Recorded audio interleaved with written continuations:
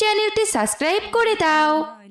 আকাশে উড়ে উড়ে যায়, পর্বত চূড়া হয়ে আড়ালে হারায়, মেঘমালা আকাশে। আসসালামু আলাইকুম আপা, কেমন আছো? ওয়ালাইকুম আসসালাম। আরে মারিয়া বোন আমার, তুমি হঠাৎ আমার বাসায়? এ কি?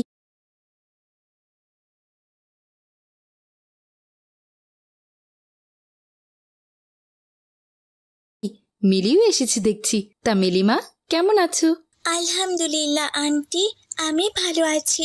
আপনি কেমন আছেন? আলহামদুলিল্লাহ, আমিও ভালো আছি। মা মিলি, আজ শুক্রবার, ছুটির দিন। ওরা ফজর নামাজ পড়ে ঘুমিয়েছে। শুক্রবার ওরা একটু বেলা করে ঘুম থেকে উঠে। আচ্ছা মারিয়া, তোকে তো অনেক ডেকেও আমার বাসায় আনতে পারি না, কিন্তু আজ হঠাৎ সকাল সকাল তোর মেয়েকে নিয়ে চলে এলি। মিলির বাবা কোথায়? ও আসেনি? আপা, মিলির বাবা ব্যবসার কাজে শহরে গিয়েছেন, কিন্তু মিলি হঠাৎ করে বায়না ধরেছে সে গরুর মাংসের কালো ভুনা খাবে। কিন্তু আপা, তুমি তো জানো আমি গরুর মাংসের কালো ভুনা অত ভালো করে রান্নাই করতে পারি না। কালো ভুনা তো রান্না করতে পারো তুমি। যে একবার খাবে তার মুখে 1000 বছর লেগে থাকবে। সে কি যে স্বাদ! একটু বাড়িয়ে বলছিস বোন, আমি অত ভালো রান্না করতে পারি না। কিন্তু একটা সমস্যা হয়ে গেল বোন, মিলি যে কালো ভুনা খেতে চেয়েছে, ওকে তো এখন কালো ভুনা খাওয়াতেই হবে। কিন্তু ফাতেমা ওমরের বাবা ফজরে নামাজ পড়তে গিয়ে এখনো ফিরে আসেনি। একটু পরেই তো আবার বাজারে গরুর মাংস বেচা বিক্রি শেষ হয়ে যাবে, আর ফ্রিজে গরুর মাংসও নেই। আপা, এখন কি হবে? মিলিকে তো শুক্রবার দেখে তোমার কাছে নিয়ে এলাম, কালকে তো আবার ওর স্কুল খুলবে। কাল তো মিলিকে স্কুলে যেতে হবে আপা। আচ্ছা বোন, চিন্তা করিস না, আমি ব্যবস্থা করছি। এই কথা বলে আয়েশা চলে গেল ফাতেমা ওমরকে ডাকতে। ফাতেমা ওমর, উঠে পড়ো বাবারা, বেলা তো অনেক হয়ে গেল।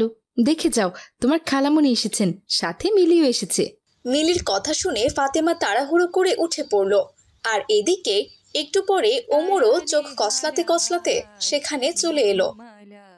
আসসালামু আলাইকুম, কেমন আছেন খালামণি? ওয়ালাইকুম আসসালাম। আলহামদুলিল্লাহ, আমি ভালো আছি ফাতেমা, তুমি কেমন আছো? আল্লাহর রহমতে আমিও ভালো আছি। তা মিলি, তুমি কেমন আছো?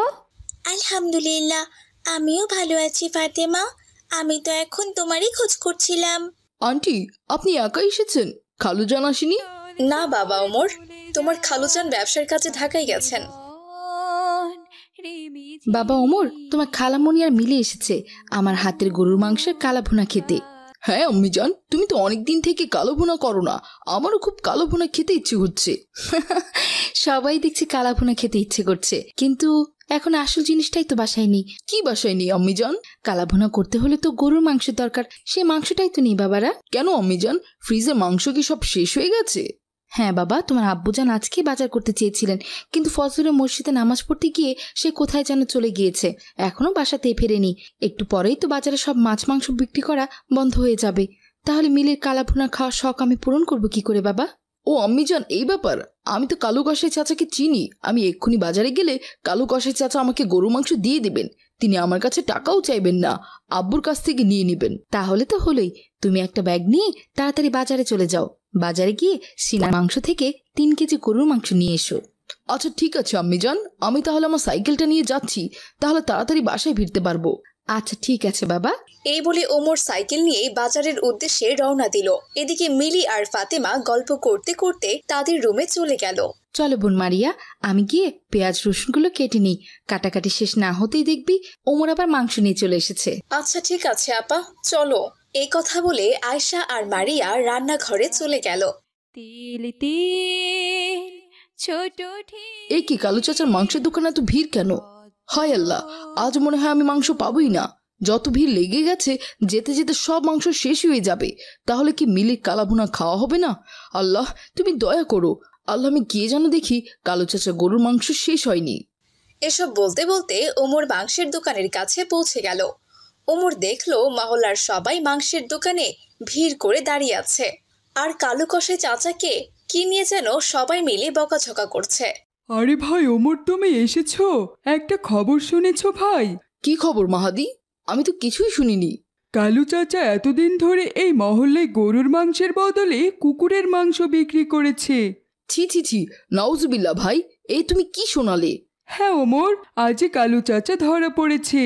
রমজান চাচা নিজ চোখে দেখেছে কালু চাচা কুকুর জবাই করে চামড়া ছিলে ফেলে কেটে কুটে সেই মাংস দোকানে নিয়ে এসেছে। ওই দেখো, রমজান চাচার হাতে এখনো সেই কুকুরের মাথাটা রয়েছে। হায় আল্লাহ, আমি কি শুনলাম? কুকুরের মাংস খাওয়া তো হারাম, তবে এতদিন ধরে কালু চাচা আমাদের হারাম মাংস খাইয়েছে। ছি ছি ছি, আমার তো ভাবতেই কেমন বমি চলে আসছে। ওমর যখন এসব কথা বলছিল তখন সেখানে আব্দুর রহমান চলে এলো। বাবা ওমর, তুমি এখানে কেন এসেছো বাবা? আব্বুজান, বাসায় মারিয়া খালামণি আর মিলি এসেছে। মিলি আর খালামণি গরুর মাংসের কালো ভুনা খেতে চেয়েছে। আপনি তো জানেন আম্মিজান মজা করে কালো ভুনা রান্না করে। এর জন্য আম্মিজান আমাকে পাঠিয়েছে কালু চাচার দোকান থেকে গরুর মাংস নিয়ে যেতে। সুবহান আল্লাহ, বড় বাঁচা বেঁচে গেছো বাবা ওমর। আমি এখানে না থাকলে তো বড় দুর্ঘটনা ঘটে যেত। এই কালো কসাই কি করেছে জানো? কুকুর জবাই করে কুকুরের মাংস কেটে কুটে দোকানে নিয়ে এসেছে বিক্রি করার জন্য। সেই দৃশ্য রমজান ব্যাপারী নিজ চোখে দেখে মোবাইলে ভিডিও করে রেখেছে। তা নিয়েই কালু কসাইকে জিজ্ঞাসাবাদ করা হচ্ছে আর পুলিশকে ফোন করা হয়েছে। একটু পরেই পুলিশ চলে আসবে ওকে ধরে নিয়ে যেতে। এই কালুর বাচ্চা কালু, বল তুই কতদিন ধরে এই মহল্লার মানুষজনকে কুকুরের মাংস খাওয়াচ্ছিস? ব্যাপারী সাহেব, এর আগে আমি কখনোই এই মহল্লার মানুষজনকে কুকুরের মাংস খাওয়াইনি। আজই প্রথম আমি কুকুর জবাই করে মাংস এনেছি। বেশ কিছুদিন থেকে আমার দোকানে মাংস বেচা বিক্রি বেড়ে গেছে, তাই আমি ভেবেছিলাম গরুর মাংসের সাথে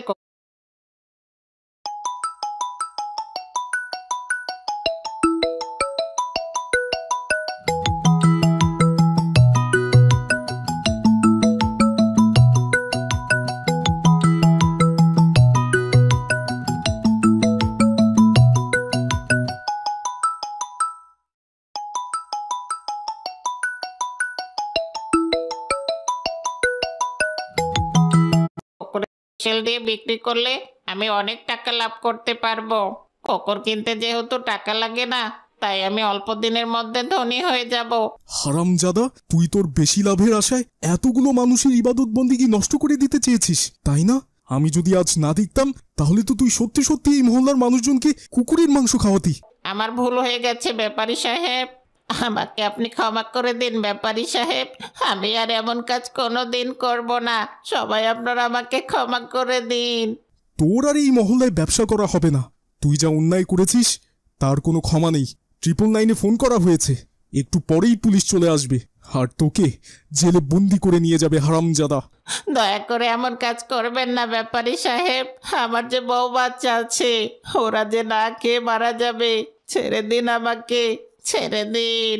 তুই যদি বউ বাচ্চার কথা চিন্তা করতিস তাহলে এই পাপ কাজ কোনোদিন করতিস না। তোর এই পাপ কাজের জন্যে তোকে তো ফাঁসিতে ঝুলিয়ে মারা উচিত। তবে সেটা না করে আমরা মহল্লার সবাই তোকে পুলিশে দিচ্ছি। এসব কথা বলতে না বলতেই সেখানে পুলিশ চলে এলো এবং কালু কসাইকে পুলিশ বেঁধে থানায় নিয়ে গেল। এরপর মহল্লার সবাই মিলে ঠিক করে ফেললো এরপর থেকে মহল্লায় গরুর মাংস বিক্রি করবে মাহতাব মিয়া। কিন্তু কাল থেকে সে গরুর মাংস আর কালু কসাইয়ের গরুর মাংসের সাথে মিশেল করা কুকুরের মাংসগুলো ফেলে দেওয়া হলো। বাবা উমর, চলো এখন। আজ আর গরুর মাংসের কালো ভুনা খাওয়া হবে না। এখন আম্মিজানকে গিয়ে কি বলবো আব্বুজান? যা বলার আমি বলবো, চিন্তা করো না বাবা।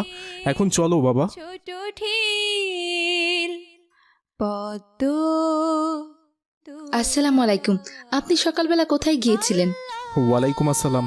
আয়শা, একটা মর্মান্তিক ঘটনা ঘটে গেছে। কি বলেন? কি কি ঘটনা ঘটেছে? আর ওমর ওমর খালি ব্যাগ নিয়ে এসেছে কেন? গরু মাংস কোথায়? আব্দুর রহমান সবাইকে সমস্ত কথা খুলে বলল। নাউজবিল্লাহ নাউজবিল্লাহ, এ কি কথা? কালু কসাই এত খারাপ মানুষ? ভাগ্যিস ওমর কুকুরের মাংস কিনে আনিনি। আপা, আমার কালো ভুনা খাওয়ার শখ মিটে গেছে। আমরা আর কোনো দিন কালো ভুনা খেতে চাইবো না তোমার কাছে। আমি গেলাম। মারিয়া, এখন থেকে আর কোনো সমস্যা হবে না। কাল থেকে এই মহল্লার মাহতাব মিয়া গরু জবাই করে মাংস বিক্রি করবে। দুলা ভাই, কাল পর্যন্ত আমার থাকা হবে না। কাল মিলির স্কুল খোলা। আমি এরপর আরেকদিন এসে আপার হাতের কালো ভুনা খেয়ে যাব। আজ তাহলে আমি আসি। এই কথা বলে মিলি আর তার মা সেখান থেকে চলে গেল।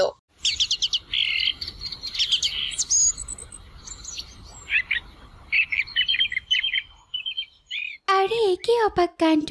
এক রাতের মধ্যেই এই পাখি দুটো আবার কোত্থেকে চলে এলো? কি সুন্দর পাখি দুটো! দেখে মনে হচ্ছে ধরে একটু আদর করে দেই, কিন্তু ওদেরকে ধরতে গেলে তো ওরা ফুরত করে উড়ে চলে যাবে। এক কাজ করি, আমি বরং ওমর ভাইয়াকে ডেকে আনি। এত সুন্দর দুটো পাখি দেখলে ওমর ভাইয়া খুব খুশি হবে। এই কথা বলে ফাতেমা তার ওমর ভাইয়াকে ডাকতে গেল। ওমর ভাইয়া, ওমর ভাইয়া, উঠো, সকাল হয়ে গেছে তো। আকাশে উড়ে উড়ে যায়। আসসালামু আলাইকুম ভাইয়া।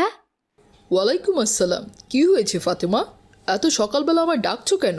ফজরের নামাজ পড়ে আমি একটু ঘুমিয়েছিলাম, তোমার জন্য আমার ঘুমটাই ভেঙে গেল। আরে রাখো তো তোমার ঘুম, এসে দেখে যাও কি অবাক কাণ্ড ঘটেছে। কি হয়েছে ফাতেমা, বাড়ির কেউ কি অসুস্থ হয়েছে? না না ভাইয়া, কেউ অসুস্থ হয়নি। আমার সাথে এসো, দেখলেই বুঝতে পারবে। আচ্ছা ঠিক আছে, চলো। এরপর ফাতেমা ওমরকে নিয়ে বাড়ির সামনে সেই গাছের নিচে চলে গেল। ফাতেমা, এখানে তো কাউকেই দেখতে পাচ্ছি না, তুমি আমায় এখানে কাকে দেখাতে আনলে? ভাইয়া, ওই যে ওপরে গাছের দিকটাই তাকিয়ে দেখো। এ কি, আমাদের গাছের ডালে তো দেখছি দুটো সুন্দর পাখি বাসা বেঁধেছে। হঠাৎ করে এই পাখি দুটো এখানে এলো কি করে? কালকেও তো পাখি দুটো ছিল না। মাশাআল্লাহ, পাখি দুটো দেখতে কত সুন্দর, আল্লাহ তাআলা নিজ হাতে বানিয়েছে ওদেরকে। ভাইয়া, পাখি দুটো আমারও খুব ভালো লেগেছে। আমি পাখি দুটোকে আদর করতে চাই, তুমি একটু পেরে দাও না ভাইয়া। বোন ফাতেমা, এইসব তুমি কি বলছো? আমি যদি এখন ওদের ধরতে চাই তাহলে ওরা উড়ে যাবে, আর আমাদের এই গাছে বাসা বেঁধেও থাকতে চাইবে না। তার চেয়ে ভালো ওদেরকে ওদের মতো থাকতে দেই, শুধু দূর থেকেই ওদের সৌন্দর্য উপভোগ করা যাবে, কেমন? হ্যাঁ ভাইয়া, বুঝতে পেরেছি। তাহলে আমি আর ওদেরকে ধরবো না, দূর থেকেই সৌন্দর্য দেখব। আমি তাহলে এখন আসি ফাতেমা, আমাকে এখন মুক্তবে যেতে হবে। আচ্ছা ঠিক আছে ভাইয়া। এই কথা বলে ওমর তার ঘরে গিয়ে কোরআন শরীফ নিয়ে মক্তবের উদ্দেশ্যে রওনা দিল। কিন্তু অবাক করা কাণ্ড, তাদের গাছের ডালে বাসা বাঁধা সেই সুন্দর পাখি দুটোর ছেলে পাখিটা ওমরের পেছন পেছন উড়ে আসতে লাগলো। আরে এই কি, পাখিটাও দেখছি আমার সাথে সাথে যাচ্ছে। ও কি আবার আমার মুক্তবে যাবে নাকি? না, মনে হচ্ছে আমি কোথায় যাই সেইটাও দেখতে চাচ্ছে। আচ্ছা যাচ্ছে যখন যাক না, তাতে আমার ক্ষতি কি? এদিকে বনের ভেতর রাস্তার ধারে মাহাদি ওমরের জন্য অপেক্ষা করছিল। বৃহনের নদী জল। আসসালামু আলাইকুম ভাই ওমর, তোমার এতক্ষণে আসার সময় হলো? আমি সে কখন থেকে তোমার জন্য দাঁড়িয়ে আছি। আরে বলো না ভাই মাহাদি, হঠাৎ করেই সকালে ঘুম থেকে উঠে দেখি আমাদের নিম গাছটায় দুটো পাখি বাসা বেঁধেছে। পাখি দুটো দেখতে কি যে সুন্দর। কি বলো কি ভাই ওমর, তোমাদের নিম গাছের ডালে পাখির বাসা বেঁধেছে? পাখি তো আমার খুব পছন্দ ভাই ওমর। আমি কি তোমাদের গাছের ওই পাখি দুটোকে আমার খাঁচায় বন্দি করতে পারি? মাহাদি, তুমি এসব কি বলছো? পাখিকে কেন তুমি খাঁচায় বন্দি করবে? ভাই ওমর, পাখি পোষা আমার খুব শখ, ওদের বন্দি করে পোষ মানাতে পারলে আমার খুব ভালো লাগবে। নাউজুবিল্লাহ, এইসব তুমি কি বলছো মাহাদি? তোমাকে যদি খাঁচার ভেতর বন্দি করে রাখা হয়, তোমাকে কোথাও যেতে না দেওয়া হয়, তখন তোমার কেমন লাগবে বলো তো?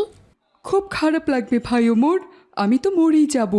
তাহলে এখন চিন্তা করো পাখিদের তাহলে কেমন লাগে। ওরা স্বাধীনভাবে চলাফেরা করতেই বেশি ভালোবাসে, ওদেরকে খাঁচায় বন্দি করা একদম ঠিক কাজ হবে না। ওমর যখন এসব কথা বলছিল তখনই ছেলে পাখিটা তাদের পাশের গাছের ডালে এসে বসে পড়ল। ভাই মাহাদি, ওই যে দেখো দেখো, ওই পাখিটাই আমাদের গাছের ডালে বাসা বেঁধেছে। আরে বাহ, পাখিটা তো দারুণ সুন্দর। ভাই ওমর, ওফ, দেখেই কি যে মায়া লাগছে। ওকে দেখেই তো আমার আদর করতে ইচ্ছে করছে। না না, তোমাকে আদর করতে হবে না ভাই মাহাদি, চলো এখন আমরা মুক্তবে যাই, ওকে ওর মতোই থাকতে দাও। এই কথা বলে ওমর আর মাহাদি মক্তবে চলে গেল। এদিকে একটু পরে এক পাখি শিকারী পাখি শিকার করতে বনে চলে এলো। তখনই সেই শিকারীর চোখ পড়ে গেল গাছের ডালে বসে থাকা সেই সুন্দর ছেলে পাখিটার দিকে। উড়ে যায় পর্বত। ওরে বাবা, কি দারুণ সুন্দর একটা পাখি! এই পাখিটাকে বিক্রি করলে তো আমি পুরো 10,000 টাকা পাবো। যে করেই হোক এই পাখিটাকে আমার ধরতেই হবে। তীরটা নিশানা করে ঠিক ওর পায়ে লাগাতে হবে, যাতে পাখিটা মরে না যায়। পাখিটা যদি কোনোভাবে মরে যায় তাহলে আমার পুরো 10,000 টাকা লস হয়ে যাবে। ঠিক করে তাড়াতাড়ি নিশানাটা লাগায়। এই কথা বলে পাখি শিকারী সেই সুন্দর পাখিটার দিকে নিশানা করতে লাগলো। ঠিক তখনই মক্তব শেষ করে মাহাদি আর ওমর বাড়িতে ফিরছিল। ভাই ওমর, দেখো দেখো, তোমাদের গাছের ডালে বাসা বেঁধে থাকা সেই সুন্দর পাখিটাকে এক শিকারী মারার জন্য টার্গেট করেছে। তাই তো, তাড়াতাড়ি চলো ভাই মাহাদি। এই কথা বলে ওমর আর মাহাদি দ্রুত সেই পাখি শিকারীর কাছে চলে গেল। দাসের ভাই এ আপনি কি করছেন চাচা? পাখিটাকে শিকার করতে চাইছেন কেন? ও আপনার কি ক্ষতি করেছে? আরে হঠাৎ করে আবার তোমরা কোত্থেকে চলে এলে? এসে তো আমার তীরের নিশানাটাই নষ্ট করে দিলে। তোমরা আরেকটু পর এলেই তো আমি তীরটা মেরে দিতাম, আর তীরটা গিয়ে সোজা ওই পাখির পায়ে লেগে যেত। তারপর আমি পুরো 10,000 টাকা পেয়ে যেতাম। তোমরা যে কত বড় লস করলে আমার। নাউজুবিল্লাহ, আপনি কি বলছেন চাচা? আপনি পাখি শিকার করে তাকে আবার বিক্রি করবেন? আপনি একবার চিন্তা করেছেন এই পাখিটার তো স্ত্রী সন্তানও থাকতে পারে। পাখিটা মারা গেলে ওর পরিবারে কি হবে? তুমি কি বলছো বাবা? সামান্য একটা পাখির জন্য তোমার এত দরদ? তুমি তো দেখছি আবার ওর স্ত্রী সন্তানকে নিয়েও চিন্তা করছো। হ্যাঁ চাচা, ভাবতে তো হবেই। ধরেন আজ যদি আপনি মরে যান, তাহলে আপনার পরিবারের কি হবে? আরে আমাদের কথা ছাড়ো তো, আমরা তো মানুষ আর ওরা হচ্ছে পাখি। পাখি বলে কি ওদের জীবন নেই? ওদের পরিবার নেই? ওদের কি ঘর সংসার নেই? ওই পাখিটা আমাদের বাসার নিম গাছের ডালে বাসা বেঁধেছে, ওইখানে ওর স্ত্রীও আছে। তাই নাকি? এই পাখিটার আবার স্ত্রীও আছে? আচ্ছা বাবা, তুমি এক কাজ করো, এই ছেলে পাখিটা আর ওর স্ত্রীকে আমাকে ধরিয়ে দাও, তাহলে তোমাকে আমি পুরো 5,000 টাকা দিব। কিন্তু 5,000 টাকার কথা শুনে মাহাদির মাথা খারাপ হয়ে গেল। মাহাদি তখন মনে মনে বলল, মাত্র দুটো পাখির জন্য 5,000 টাকা দিবে? না না, যে করেই হোক পাখি দুটোকে শিকারীকে ধরিয়ে দিয়ে আমায় 5,000 টাকা নিতেই হবে। আপনার টাকা আপনার কাছে রাখুন চাচা। 5,000 টাকা আমার কোনো দরকার নেই। আমি টাকার বিনিময়ে কোনো জীবনকে হত্যা করতে দিতে পারবো না। আপনি এখন আসতে পারেন। ভুলেও এই পাখিকে মারার কথা চিন্তা করবেন না। এই কথা বলে ওমর আর মাহাদি সেখান থেকে যেতে শুরু করলো, আর ছেলে পাখিটাও তাদের পেছন পেছন উড়ে যেতে লাগলো। একটু দূরে যেতেই মাহাদি ওমরকে বলল, ওমর, তুমি তাহলে যাও, আমার একটু কাজ আছে। কি বলো মাহাদি? তোমার বাড়ি তো এই দিকে, তুমি আবার ওই দিকে যাবে কেন? আমার একটা ছোট্ট কাজ আছে ওমর, আমি যাব আর একটু পরেই চলে আসব। ঠিক আছে ভাই, তাড়াতাড়ি চলে এসো। 9টার দিকে আমাদেরকে আবার স্কুলে যেতে হবে। এই কথা বলে ওমর বাড়িতে চলে গেল, আর মাহাদি পেছন দিক থেকে আবারও শিকারীর কাছে চলে গেল। শিকারি চাচা, শিকারি চাচা, দাঁড়ান, একটু দাঁড়ান। আরে তুমি ওই বজ্জাত ছেলেটার বন্ধু না, যে আমাকে পাখিটা শিকার করতে দিল না? কত সুন্দর ছিল পাখিটা। পাখিটা ধরতে পারলে পুরো আমার 10,000 টাকা আয় হতো। আরে চাচা, আমি তো আপনাকে সেই কাজে সাহায্য করতেই এসেছি। আপনি একটু আগেই বলেছিলেন না, ওই সুন্দর পাখি দুটোকে কেউ যদি ধরিয়ে দেয় তাহলে আপনি তাকে 5,000 টাকা দেবেন। হ্যাঁ হ্যাঁ, বলেছিলাম তো। তুমি কি পারবে ওই পাখি দুটোকে আমায় ধরিয়ে দিতে? তাহলে তোমাকেও আমি 5,000 টাকা দিব। অবশ্যই পারবো চাচা, আমি ওদের বাড়িতে ছোটবেলা থেকেই যাওয়া আসা করি। ওই পাখি ধরা আমার পক্ষে কোনো ব্যাপারই না। আপনি শুধু টাকাটা রেডি রাখবেন। তুমি বলো কখন আমায় পাখি দুটোকে ধরিয়ে দিবে। পাখি ধরে দিলেই তুমি সাথে সাথেই 5,000 টাকা পেয়ে যাবে। আচ্ছা ঠিক আছে চাচা, আমি আজ সন্ধ্যায় আপনাকে পাখি দুটো ধরিয়ে দিব। আপনি ঠিক সময় ওমরদের বাড়ির সামনে চলে আসবেন, কেমন? ওই যে একটু সামনে গিয়েই ডান দিকে যেতে হয়, ওখানেই ওমরদের বাড়ি। আচ্ছা আচ্ছা ঠিক আছে, আমি সন্ধ্যার মধ্যেই চলে আসব। এই কথা বলে মাহাদি সেখান থেকে চলে গেল। এদিকে মাহাদি সন্ধ্যা হওয়ার জন্য অপেক্ষা করতে লাগলো। সন্ধ্যা হতেই মাহাদি ওমরদের বাড়ির গাছে পাখি ধরার জন্য চলে গেল। তারপর মই দিয়ে মাহাদি গাছে উঠলো। এদিকে ওমরদের বাড়ির সামনে সেই দুষ্টু শিকারী অপেক্ষা করছিল। যেই না মাহাদি গাছে উঠলো, অমনি পাখি দুটো মাহাদিকে ঠোকরাতে লাগলো। ওরে বাবারে, কে কোথায় আছো? বাঁচাও আমাকে, বাঁচাও, বাঁচাও। মাহাদির এমন চিৎকার চেঁচামেচি শুনে ওমরদের বাড়ির সবাই সেই গাছের নিচে চলে এলো। আরে এ কি? এ তো দেখছি মাহাদি। এই রাতের বেলা গাছে কি করছে? ও ওমর ভাই, আমি তোমার এই পাখি দুটোকে ধরতে এসেছিলাম। ওরা যেভাবে আমাকে ঠোকরাতে শুরু করেছে, আমি তো এখান থেকে পড়ে গিয়ে মারা যাব। বাঁচাও আমায় ভাই, বাঁচাও। কি হলো মাহাদি? তুমি পাখিকে ধরতে এসেছো কেন? ওমর, ওই শিকারিটা তোমাদের বাড়ির সামনে দাঁড়িয়ে আছে। ও বলেছে পাখিটাকে ধরে দিলে ও আমাকে 5,000 টাকা দেবে। 5,000 টাকার লোভ আমি সামলাতে পারিনি ভাই, এজন্য আমি পাখি দুটোকে ধরতে এসেছি। তুমি একটু পাখিগুলোকে বলো না ভাই, আমায় না ঠুকরাতে। কিন্তু পাখি দুটো কি আমার কথা শুনবে? হ্যাঁ, অবশ্যই শুনবে ভাই ওমর। ওই ছেলে পাখিটা কাল তো তোমার পেছন পেছন গিয়েছিল। এই সুন্দর পাখিরা, তোমরা আর মাহাদিকে ঠুকরিও না। মাহাদি ওর ভুল বুঝতে পেরেছে, ছেড়ে দাও ওকে। আর সঙ্গে সঙ্গে পাখি দুটো মাহাদিকে ঠোকরানো বন্ধ করে দিল। এরপর তারা উড়ে গিয়ে ওমরদের বাড়ির সামনে দাঁড়িয়ে থাকা সেই বজ্জাত শিকারীকে ঠোকরাতে লাগলো।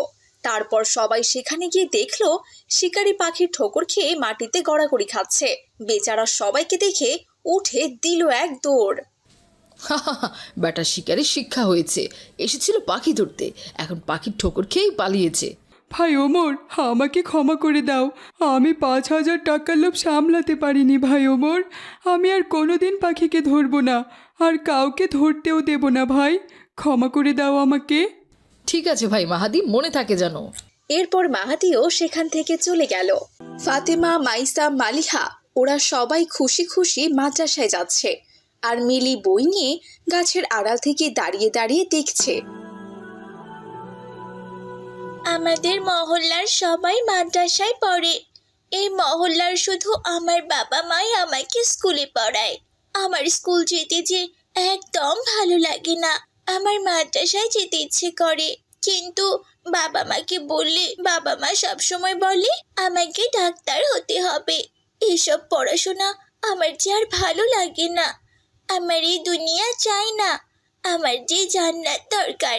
আজকে আমি স্কুল থেকে ফিরে বাবা মাকে বলবো আমি স্কুলে পড়াশোনা করব না, আমি মাদ্রাসায় পড়াশোনা করব। এই কথা বলে মিলি সেখান থেকে চলে যায়। বিকেলবেলা স্কুল থেকে ফিরে এসে মিলি তার বই খাতা একদিকে ছুটতে লাগলো। মেয়ের এমন কাণ্ড দেখে মিলির মা এসে মিলিকে বলল, কি হয়েছে মা মিলি, তুমি এমন করছো কেন? স্কুলের স্যার কি তোমাকে মেরেছে? কিন্তু মিলি তার মায়ের কথার কোনো উত্তর দিচ্ছিল না। আবারও সেই জিনিসপত্র ছুঁড়ে ফেলতে লাগলো। মেয়ের এমন অদ্ভুত আচরণ দেখে মিলির মা ভীষণ ভয় পেয়ে গেল। তখন জোরে জোরে মিলির মা মিলির বাবাকে ডাকতে লাগলো, মিলির বাবা, মিলির বাবা, কোথায় তুমি? দেখে যাও তোমার মেয়ে কি কাণ্ড ঘটাচ্ছে এখানে। উফ, আবার ডাকাডাকি শুরু করে দিল। ওদের মা মেয়ের যে আবার কি হলো, যাই গিয়ে দেখি।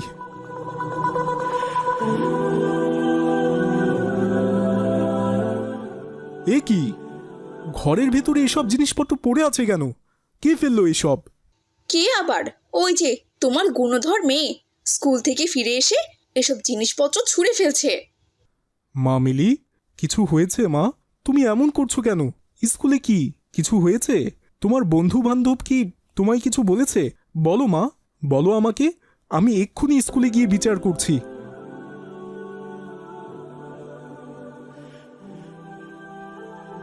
কি ব্যাপার মা, কথা বলছো না কেন? কি বলবো আব্বু, কি বলবো? হ্যাঁ, কতদিন তোমাদের বলেছি আমি স্কুলে পড়াশোনা করব না, আমি মাদ্রাসায় পড়াশোনা করব, কিন্তু তোমরা আমাকে জোর করে স্কুলে পাঠিয়ে দাও। আমার যে স্কুল পড়তে একদম ভালো লাগে না, আমি মাদ্রাসায় পড়তে চাই। এসব তুমি কি বলছো মা? মাদ্রাসায় তো গরিব ছেলে মেয়েরা পড়ে, যাদের টাকা পয়সা নেই তারাই মাদ্রাসায় পড়ে। আর তুমি আমার একমাত্র মেয়ে, ধনীর দুলালি, আর তুমি কেন ওসব গরিবদের মাদ্রাসায় পড়বে? মাদ্রাসায় পড়ে কি হয় বলো? কি হয় মানে? মাদ্রাসায় পড়লে জান্নাত পাওয়া যায়। আমার এই দুনিয়ার কোনো দরকার নেই, আমার যে জান্নাতের দরকার। শুনেছো তোমার মেয়ে কি বলে? ওর নাকি দুনিয়ার দরকার নেই, ওর নাকি জান্নাতের দরকার। মা মিলি, তুমি এখনো অনেক ছোট, তুমি এখনো কিছু বোঝো না। টাকা ছাড়া এই দুনিয়া একদম অচল। তুমি টাকা ছাড়া এই দুনিয়াতে চলতেই পারবে না মা। কেউই তোমাকে দাম দেবে না। দুনিয়াতে সম্মান অর্জন করতে হলে টাকার দরকার আছে মা। আমি তোমাকে স্কুলে ভর্তি করিয়ে দিয়েছি ডাক্তার বানানোর জন্য। তুমি যদি একবার ডাক্তার হতে পারো তাহলে কোটি কোটি টাকা আয় করতে পারবে। তোমার গাড়ি থাকবে, বাড়ি থাকবে, চাকর চাকরানি থাকবে। তুমি দুনিয়াতে বেহেস্তের মতো বাস করতে পারবে। আর মাদ্রাসায় পড়লে খুব কষ্টে জীবনযাপন করতে হবে, না খেয়ে থাকতে হবে। তুমি কি এটা চাও মা, বলো? আব্বু, আমি সেটাই চাই। আমার দুনিয়ার কোনো দরকার নেই, আমার যে আখিরাতের দরকার। এই দুনিয়াতে মানুষ 60 থেকে 70 বছর বাঁচে, তাহলে এই 60-70 বছরের জন্য এত কিছু কেন করব? হ্যাঁ, যেখানে সারা জীবন ধরে থাকতে হবে। যেদিন আমি আল্লাহ তাআলার কাছে চলে যাব, সেদিন আমি আল্লাহ তাআলাকে কি হিসাব দিব আব্বু? সেটা নিয়ে তোমাকে চিন্তা করতে হবে না। টাকা পয়সা রোজগার করো আর কিছু গরিব দুঃখীকে দান করো। মাঝে মাঝে টাকা দিয়ে হুজুর ডেকে নিয়ে কোরআন খতম করাও।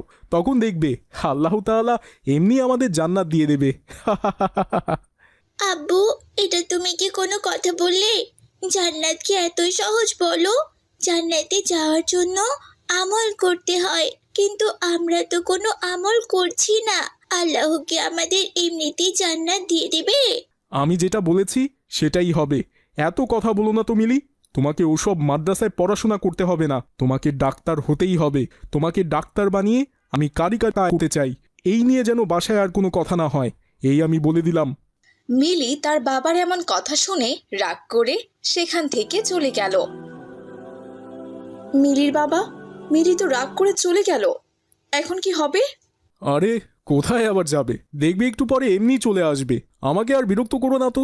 অফিস থেকে ফিরে একটু বিশ্রাম নিচ্ছিলাম, তোমাদের মা মেয়ের যন্ত্রণায় আমাকে উঠে আসতে হলো। আমি আবারও ঘুমাতে গেলাম। এই কথা বলে মিলির বাবা রমজান মিয়াও সেখান থেকে চলে গেল। এদিকে মিলি রাস্তার ধারে গিয়ে এক গাছের নিচে বসে কান্না করছিল।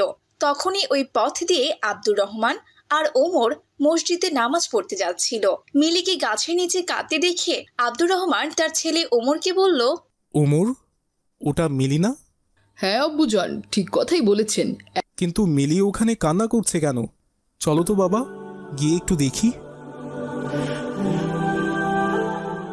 কি ব্যাপার মা মিলি, তুমি এখানে বসে কান্না করছো কেন? তোমার কি কিছু হয়েছে? আসসালামু আলাইকুম চাচা যান। ওয়ালাইকুম আসসালাম। চাচা যান, আমার ইচ্ছে মাদ্রাসায় পড়াশোনা করা, মাদ্রাসায় পড়ে কোরআনের হাফেজ হওয়া। কিন্তু আমার বাবা মা আমাকে মাদ্রাসায় পড়তেই দেন না। বলে মাদ্রাসায় যে পড়ে তারা নাকি 3 বেলা খাবার খেতে পারেন না। যারা গরিব অসহায় তারাই নাকি শুধু মাদ্রাসায় পড়ে। নাউজুবিল্লাহ, তোমার বাবা তোমায় এইসব কথা বলেছে? জি চাচা যান, আমার আব্বু আমাকে ডাক্তার বানাতে চান। আব্বু বলে ডাক্তার হলে নাকি কারি কারি টাকা আয় করা যাবে। কিন্তু আমার কারি কারি টাকার দরকার নেই চাচা যান, আমার দরকার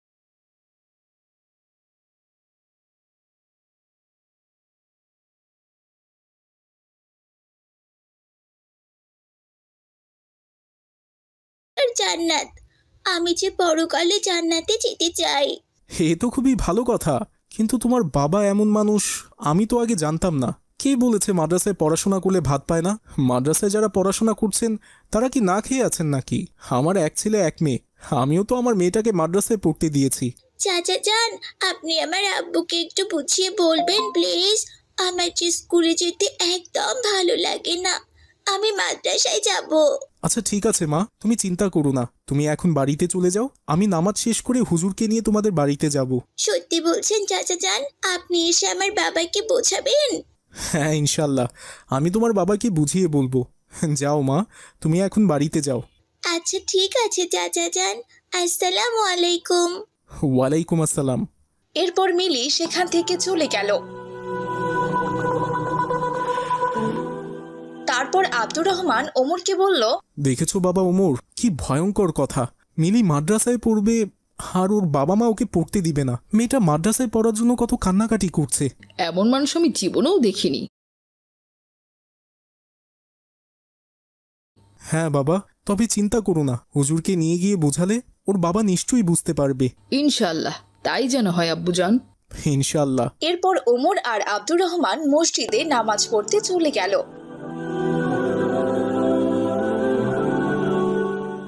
আসরের নামাজ শেষ করে আব্দুর রহমান হুজুরকে সমস্ত কথা খুলে বলল। কি বলছেন কি আব্দুর রহমান ভাই? রমজান সাহেব এমন মানুষ, ওনাকে তো দেখে মনেই হয় না। উনি তো ঠিকই দান খয়রাত করেন, আর তার মেয়ে মাদ্রাসায় পড়তে চায় আর তাকে সে মাদ্রাসায় পড়তে দেয় না। সেটা তো আমিও বুঝতে পারছি না হুজুর। চলুন রমজান সাহেবের বাড়িতে যাই। হ্যাঁ অবশ্যই, যেতে তো হবেই, চলেন ভাই। এরপর ওমর, আব্দুর রহমান আর হুজুর রমজান সাহেবের বাড়িতে